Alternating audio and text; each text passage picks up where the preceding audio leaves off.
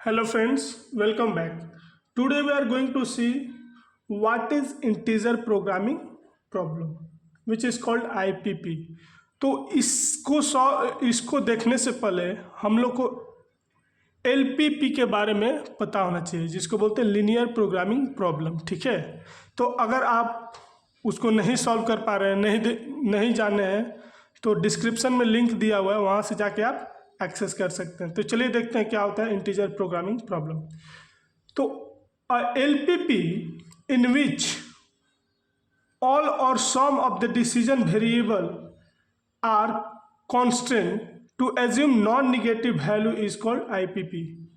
ठीक है, तो बेसिकली ये एक तरह से LPP ही है, बस इसमें कंडीशन लग जाता है कि जो x1 और x2 होगा, जो डिसीजन वेरिएबल बोलते हैं उसको, वो इंटीजर होना चाहिए। तो देखिए, जो आप इस प्रीवियस वीडियो में देखे होंगे कि यहाँ तक ये इंटायर यहाँ तक ये LPP ही है। ठीक है, बस इसमें ये कंडीशन लगा देते हैं कि जो डिसीजन वेरिएबल बा x1 और x2 वो आपका इंटीजर टाइप होता है। तो चलिए देखते हैं कितने तरह का LPP होता है, IPP होता है। तो पहला होता है प्योर IPP। तो प्योर IPP में क्या होता है, all decision variable are integer.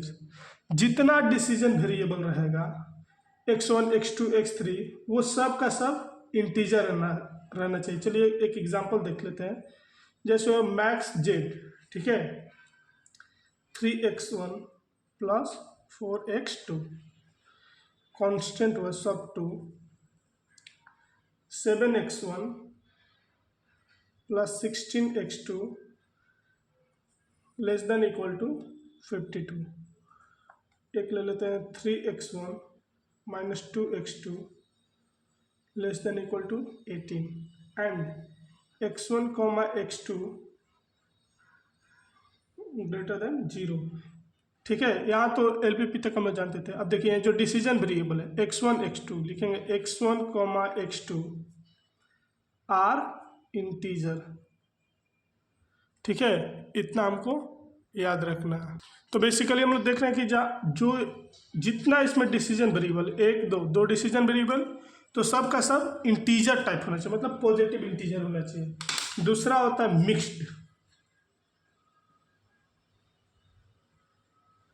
Mixed integer programming problem. उसका देखते हैं, उसमें क्या होता है, एटलीस्ट वन, कम से कम एक डिसीजन वेरिएबल इंटीजर होना चाहिए। Max Z equal to 3x1 plus 4x2 sub to 7x1 plus 16x2 less than equal to 52, 3x1 minus 2x2 less than equal to 18 and x1 comma x2 greater than equal to 0 and x2 is integer. मतलब केवल एक होना चाहिए, कम से कम एक, ऐसा कोई condition है कि सब होना चाहिए। इसमें मिक्स्ड में कम से कम एक जो हो डिसीजन वेरिएबल वो इंटीजर टाइप का होना चाहिए। एंड लास्ट वन इज होता है 0 1 इंटीजर प्रोग्रामिंग प्रॉब्लम। ठीक है, चलिए तो उसका भी हम लोग देख लेते हैं कि एग्जाम्पल। इसमें क्या होता है कि all decision variable belongs to 0 और 1। ठीक है, दिखाते हैं। Max Z equal to 3x1 plus 4x2। ठीक है, sub to 7x1 plus 16x2 less than equal to 52, 3x1 minus 2x2 less than equal to 18, x1 comma x2 greater than equal to 0 and x1 comma x2, ठीक है, belongs to 0 comma 1। 0 होना चाहिए, नहीं तो 1 होना चाहिए इसमें, तो इसीलिए इसको बोलते हैं 0 1 IPP। तो देखते हैं इसका सॉल्व करने के लिए, इस IPP को सॉल्व करने के लिए मेरे पास दो मेथड होता है। ठीक है, तो यहाँ लिखेंगे मेथड टू सॉल्व IPP, दो मेथड है मेरे पास। पहला है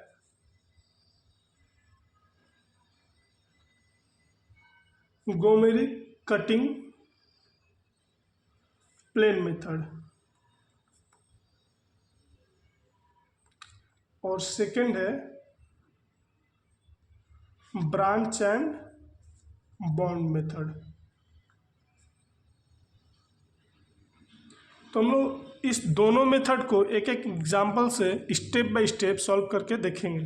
तो चलिए सबसे पहले देखते हैं हम लोग इसको,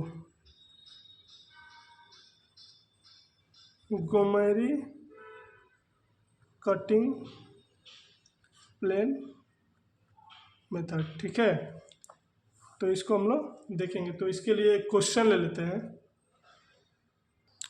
सो फ्रेंड्स, ये मेरे पास क्वेश्चन है। ये क्वेश्चन बहुत इंपॉर्टेंट हो जाता है एग्जामिनेशन पॉइंट ऑफ व्यू से। ये 10 मार्क्स में आ सकता है, ठीक है। तो आप लोग इसे अच्छे से सॉल्व कीजिएगा। तो हम लोग देखते हैं स्टेप बाय स्टेप इसको सॉल्व करते जाएंगे, और स्टेप बाय स्टेप ये कुछ स्टेप है, इसको एक एक करके हम लोग देखेंगे।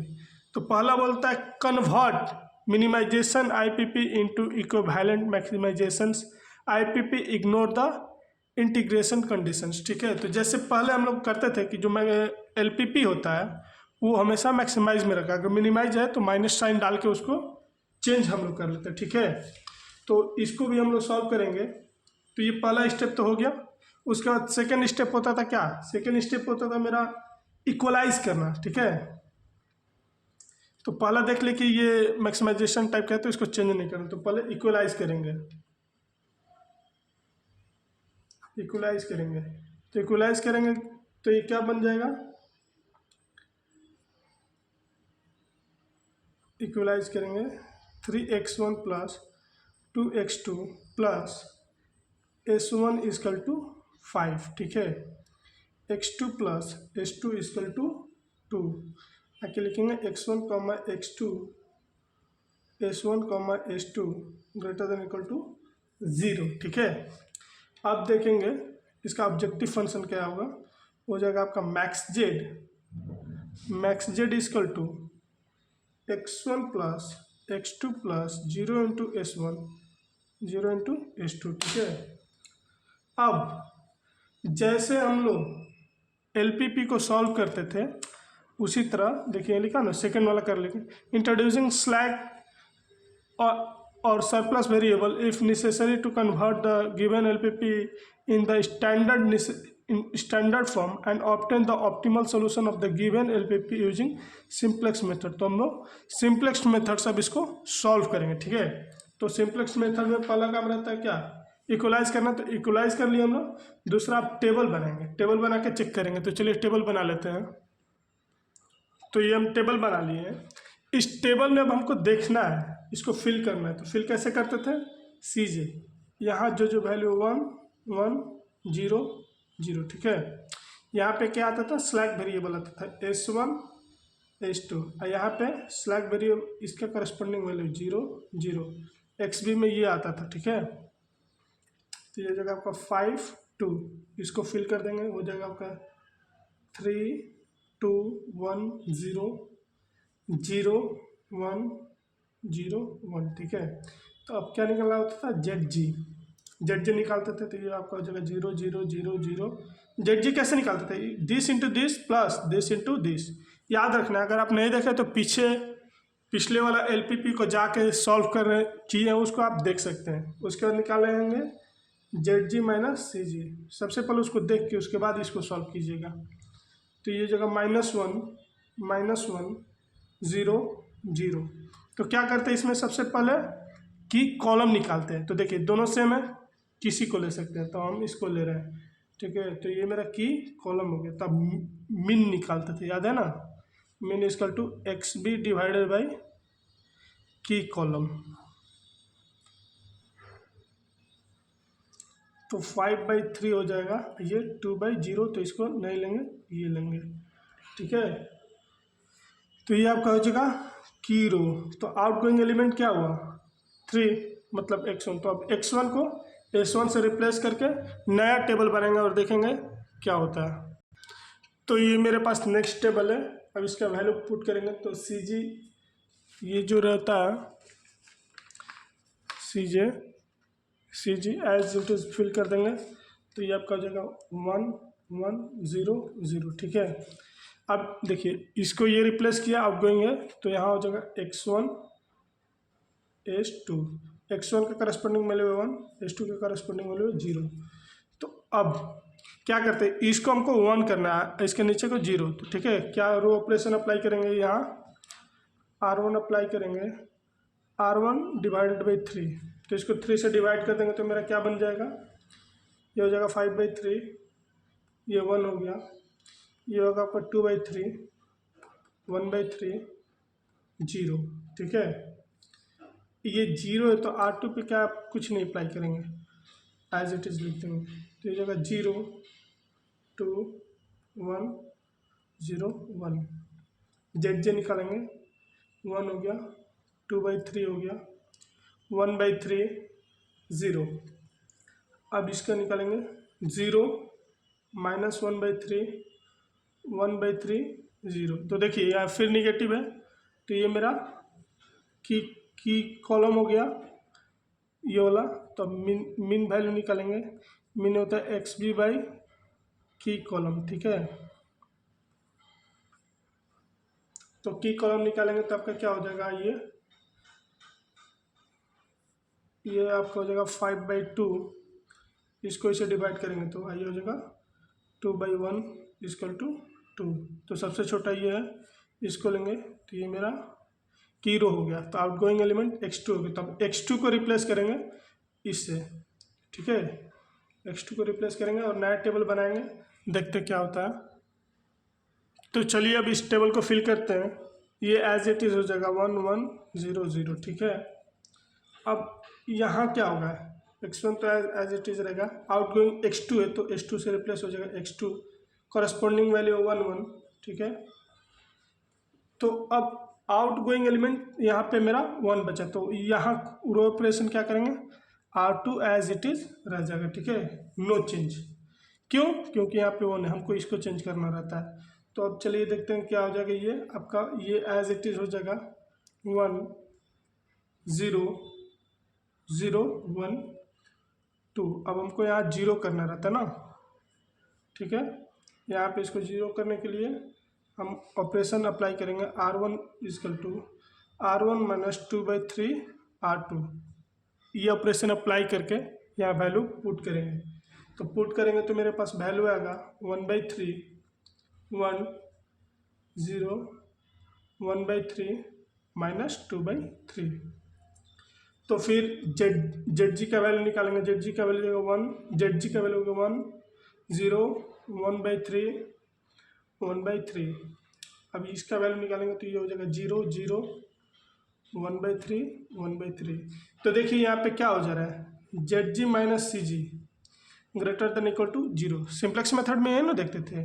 अब ये 0 है तो आपका x1 का वैल्यू क्या होगा, x1 का वैल्यू होगा 1/3, x2 का वैल्यू हो गया 2।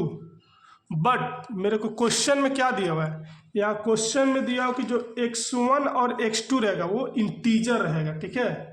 x1 और x2 रहेगा इंटीजर रहेगा, लेकिन देखिए यहाँ पे x1 फ्रैक्शन में आ गया है, तो लिखेंगे यहाँ पे now we get x1 as 1/3 which is fractions. So to obtain an optimum integers solutions, we have to add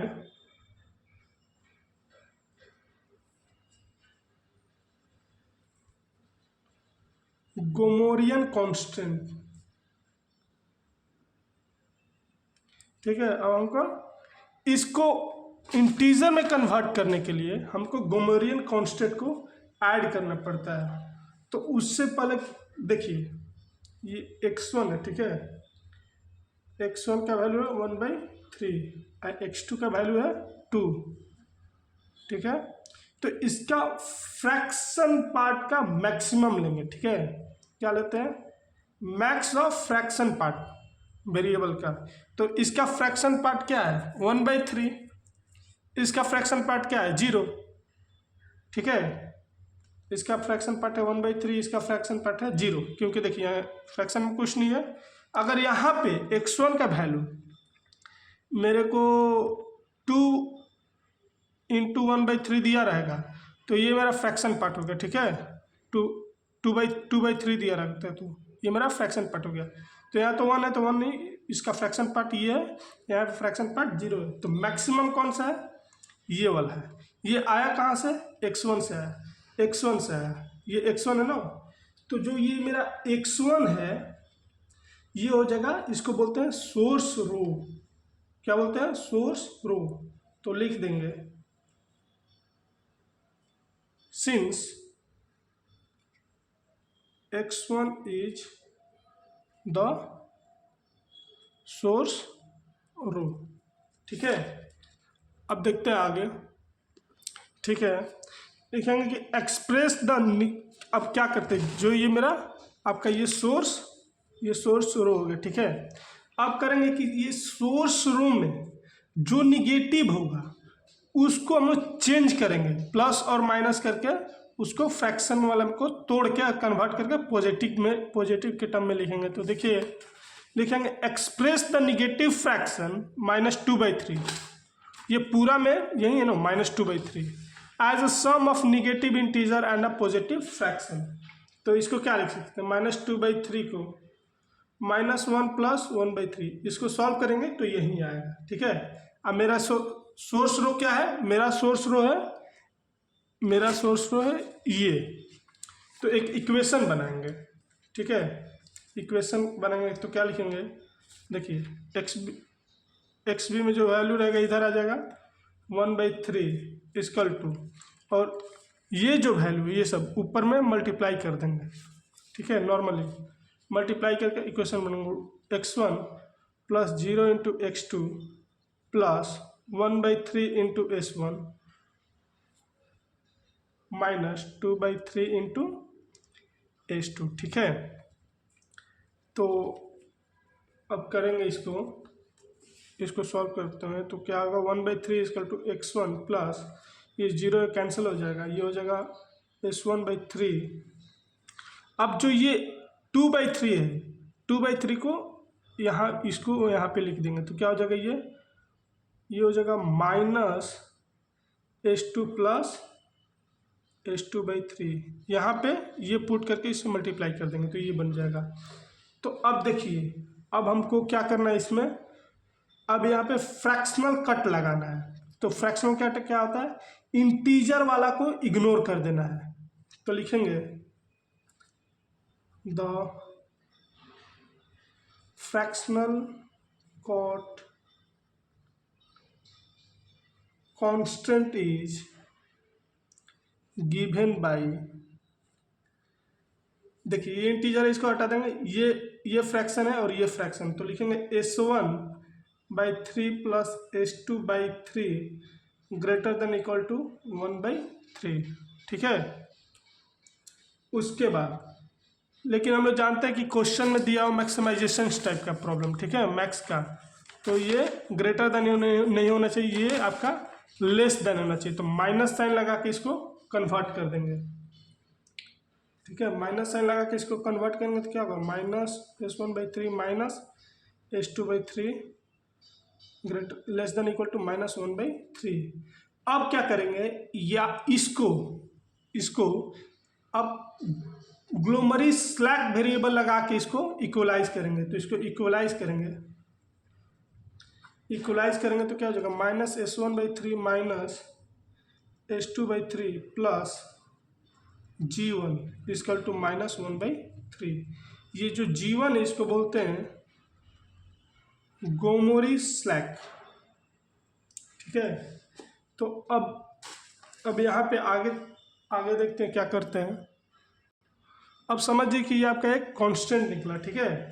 तो अब इस कांस्टेंट को जो ऑप्टिमम, ये आपका क्या था, ये ऑप्टिमम सिंपलेक्स टेबल था, ठीक है, क्योंकि यहाँ पे कंडीशन सेटिस्फाइड करके था। तो इसमें इसके लास्ट में ये वाला जीवन को ऐड करके और वैल्यू रख के एक टेबल नया बनाते हैं। देखिए कैसे होता है, क्या होता है। तो यहाँ पे लिखेंगे adding this above constant this one at the bottom of the optimal simplex table. तो ये मेरा सिंपलेक्स टेबल है, इसको एज इट इज़ यहाँ कॉपी कर दिए। कॉपी करने के बाद इसमें क्या करेंगे, यहाँ पे एक G1 को ऐड कर देंगे। तो G1 का करस्पॉन्डिंग वैल्यू है 0, तो यहाँ पे G1 का वैल्यू 0 है, 0 है, कुछ नहीं है तो ठीक है। यहाँ पे आपका G1 का वैल्यू क्या है, देखिए -1/3, -1/3, x1 कुछ नहीं है तो 0 है, x2 कुछ नहीं है तो 0 है, s1 का वैल्यू है -1/3, s2 का वैल्यू है -1/3, G1 का वैल्यू है 1। तो अब इसका भी हम लोग ZG निकालेंगे। ZG निकालेंगे तो क्या हो जाएगा 1 0 1/3 1/3 0। अब ये टेबल बना, आप ZG निकालेंगे इसका, ZG माइनस CG, ठीक है। तो ZG माइनस CG का ये 0 हो जाएगा, 0 हो जाएगा, 1/3 हो जाएगा, 1/3 हो जाएगा, ये 0 होगा। अब इस टेबल को हम लोग डुअल सिंपलेक्स मेथड से सॉल्व करेंगे, ठीक है। ये अब लिखेंगे apply dual simplex method on the above table. तो डुअल सिंपलेक्स मेथड में हम लोग सबसे पहले क्या करते हैं, सबसे पहले की रो को फाइंड करते हैं। सिंपलेक्स मेथड में सबसे पहले की कॉलम को फाइंड करते हैं, ठीक है। तो ये मेरे पास टेबल है, तो इसमें की रो को फाइंड करने के लिए क्या करते हैं, XB में मोस्ट निगेटिव एलिमेंट देखते हैं। तो ये मेरा मोस्ट निगेटिव है, तो आपका की रो मिल गया। अब की कॉलम के लिए क्या करते हैं, की कॉलम के लिए मैक्स वैल्यू निकालते हैं, मैक्स वैल्यू ऑफ निगेटिव, जो निगेटिव रहेगा उसका मैक्स वैल्यू। तो मैक्स वैल्यू क्या होता है, ZJ minus CJ divided by की रो, निगेटिव वाला। तो देखिए यहाँ पे 1/3 डिवाइडेड बाई -1/3, ठीक है। ये है 1/3 डिवाइडेड बाई -1/3, तो ये आपका हो गया 1 -1। अब इसमें जो ज़्यादा है दोनों टाई करके तो किसी एक को ले सकते हैं। ये मान लीजिए हम इसको लिए तो ये मेरा क्या बन गया, की रो, सॉरी की कॉलम बन गया। तो अब हम लोग फिर से टेबल बनाएंगे और टेबल बना के देखते हैं फिर आगे। तो ये मेरे पास टेबल है, CG को एज इट इज़ कॉपी कर देंगे 1 1 0 0 0, ठीक है। आउट गोइंग एलिमेंट यहाँ पे क्या है, S1 है, तो S1 को G से रिप्लेस कर देंगे, तो ये हो जाएगा x2, ये हो जाएगा S1, ठीक है। वैल्यू लिख देंगे 1 1 0, ठीक है, नो डाउट। अब इसमें हम लोग रो ऑपरेशन अप्लाई करेंगे। तो रो ऑपरेशन क्या अप्लाई करेंगे, R3 equal to -3 into R3 apply करेंगे तो मेरे को मिलेगा ये 1 0 0 1 1 -3, ठीक है। फिर R2 पे तो ऊपर में 0 ही है, यहाँ पे 0 है, तो इसको no change, R2 as it is. R2 as it is लिखेंगे तो क्या हो जाएगा 2 0 1 0 1 0। R1 में चेंज करना पड़ेगा, R1 minus R3 divided by 3। इसको ऑपरेशन अप्लाई करेंगे तो ये बनेगा 0 1 0 0 -1 1। तो अब ZG निकालेंगे, ZG निकल जाएगा 1 1 0 0 1। ZG माइनस CG का वैल्यू क्या होगा, 0 0 0 0 1। तो अब देखिए ये सिंपल डुअल सिंप्लेक्स मेथड का कंडीशन क्या होता है, terminating condition, Z G minus C G का value greater than equal to 0 होना चाहिए, ठीक है। एंड एक्स बी का वैल्यू भी ग्रेटर देन इक्वल टू, तो देखिए इसमें भी ना कोई फ्रैक्शन में है और ना कोई निगेटिव में है, तो ये मेरा टर्मिनेटिंग कंडीशन हो जाएगा। तो यहाँ से x1 का वैल्यू आपका क्या हो जाएगा, x1 का वैल्यू हो गया 0, x2 का वैल्यू हो गया 2। तो ये दोनों इंटीजर है, अगर नए इंटीजर रहते तो फिर इसको आगे प्रोसीड और करते हैं। तो मेरा क्वेश्चन क्या था, मेरा क्वेश्चन था ये, तो z का वैल्यू क्या हो जाएगा, max z equal to x1 plus x2 that is 0 plus 2 equal to 0। ये मेरा आंसर हो गया। तो चलिए एक बार देख लेते हैं फिर से क्या क्या किया हम। पहले सबसे पहले क्वेश्चन को चेक करेंगे कि ये मैक्सिमाइजेशन फॉर्म में है कि नहीं, अगर नहीं है तो उसको कन्वर्ट कर देंगे माइनस साइन लगा के। फिर जैसे हम लोग सिंप्लेक्स मेथड को सॉल्व करते थे वैसे ही सॉल्व करेंगे, सॉल्व करके यहाँ तक पहुँचेंगे, ठीक है। सॉल्व किए तो देखेंगे कि मेरा जो एक सेकेंड, सॉल्व किए तो देखेंगे कि जो मेरा x1 का वैल्यू निकल रहा है x का, वो फ्रैक्शन में, तो फ्रैक्शन में नहीं आना चाहिए, उसको हमको कन्वर्ट करना का, कन्वर्ट करके और फिर उसको कांस्टेंट ग्लोमरियन कांस्टेंट लगा के उसको इक्वेशन बना के उसके बाद इस टेबल में उसको लास्ट में ऐड करके डुअल सिंप्लेक्स मेथड से सॉल्व कर देंगे। सॉल्व करेंगे तो मेरा आंसर आ जाएगा। थैंक्स फॉर वाचिंग, तब तक मिलते हैं नेक्स्ट वीडियो में, बाय बाय।